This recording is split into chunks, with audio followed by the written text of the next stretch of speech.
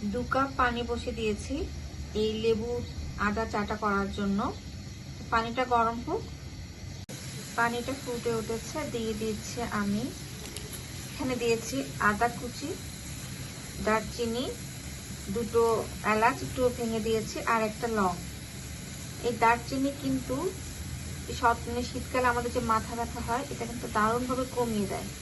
দারুণভাবে বলছি কারণ মাথা ব্যথার যন্ত্রণা সবাই সহ্য করতে পারে না, সবাই মানে কেউই পারে না, আমি তো পারিই না। তো দারচিনি কিন্তু মাথা ব্যথা চটজলদি কমিয়ে দেয়। আর এলাচের একটা সুঘ্রাণ আছেই।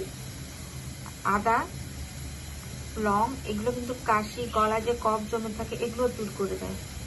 একবার এই চাটা বানিয়ে খেলে, কয়েকবার খেলে, একবার না, অনেকে বলে থাকেন যে একবার খেলে সেরে যাবে, আসলে আমি তা বলবো না।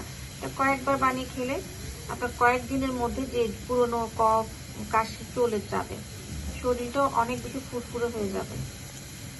তো পানিটা ফুটতে থাকুক, আমি 5 মিনিট ফুটাবো। সবকিছু থেকে একটা নির্যাস বের হয়ে গেলে কালারটা চেঞ্জ হয়েছে পানির। 5 মিনিট আমি পানিটা খুব ভালো করে ফুটিয়ে নিয়েছি।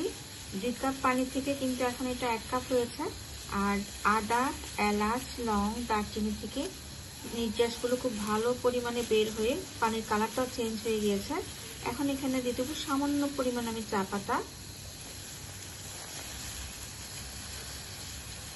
খুবই সামান্য পরিমাণ, মানে হাফ চামচ থেকে কম। তো রংটা জাস্ট বের হওয়ার জন্য একটু ওয়েট করব। রংটা হয়ে যাওয়ার পরে আমি দিয়ে দিচ্ছি 1 চামচ পরিমাণ মধু। মধুতে অবশ্য গোলমরিচ দেওয়া আছে। চায়ের রংটা দিয়ে দিচ্ছি। প্রকৃতির মাঝে চলে এসেছি আমি এই আদা লেবু চাটা খেতে। দিয়ে দিব এখানে আমি লেবুর রস।